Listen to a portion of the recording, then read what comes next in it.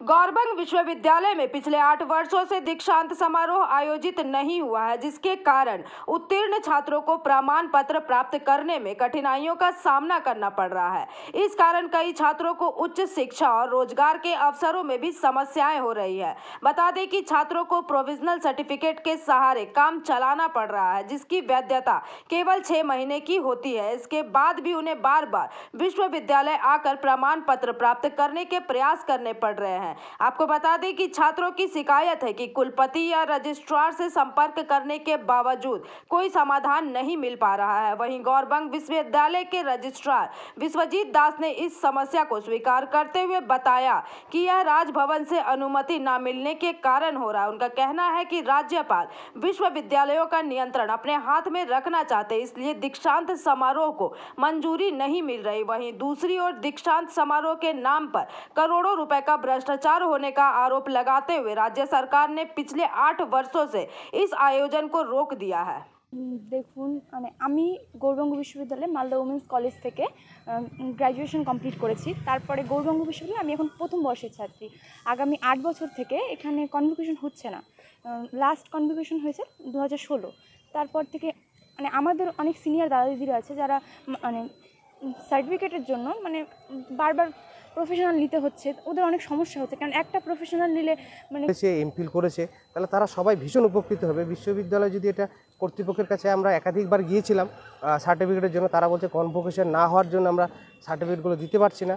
তো সেইটা যদি কনভোকেশনটা কোনোভাবে করাতে পারে তাহলে সার্টিফিকেট পেলে প্রচুর ছাত্রছাত্রীর ভীষণভাবে উপকার হবে।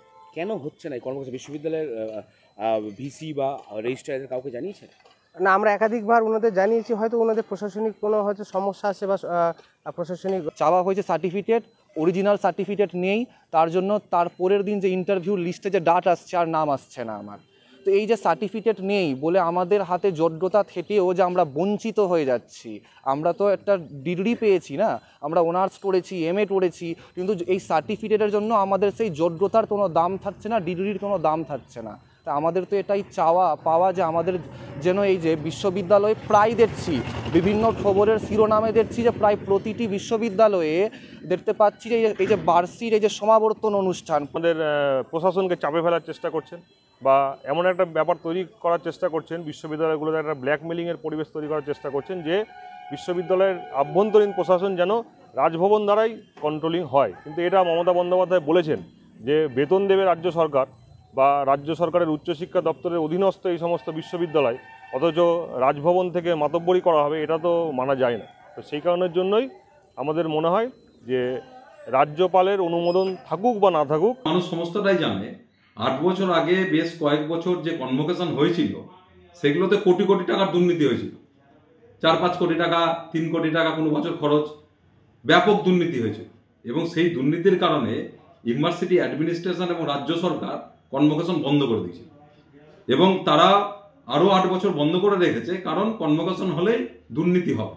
কারণ দুর্নীতির জাল থেকে গৌরবঙ্গ ইউনিভার্সিটি এখনো বেরোতে পারেনি। এত একটা প্রান্তিক বিশ্ববিদ্যালয়, 350 কিলোমিটার দূরের বিশ্ববিদ্যালয়, আমাদের গিয়ে দেখা করতে হলে সারাদিন লেগে যায়। আমরা নির্দিষ্ট ফরম্যাটে নির্দিষ্ট জায়গায় আমরা আবেদন করেছি, তারপর আবার আরেকজন নতুন উপাচার্য এলেন, আমরা চেষ্টা করে গেছি।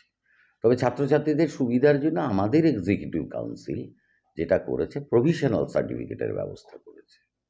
প্রভিশনাল সার্টিফিকেট কখনোই অরিজিনাল নয়, সেটা একদমই সত্যি, কিন্তু তবু সেই ছাত্রটির বা ছাত্রীটির কাজে লাগার মতো, কাজ চালার মতো।